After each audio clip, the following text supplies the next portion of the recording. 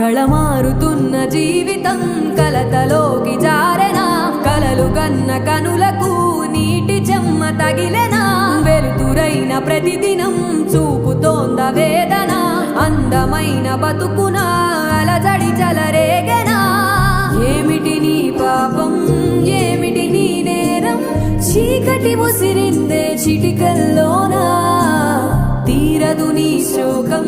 మార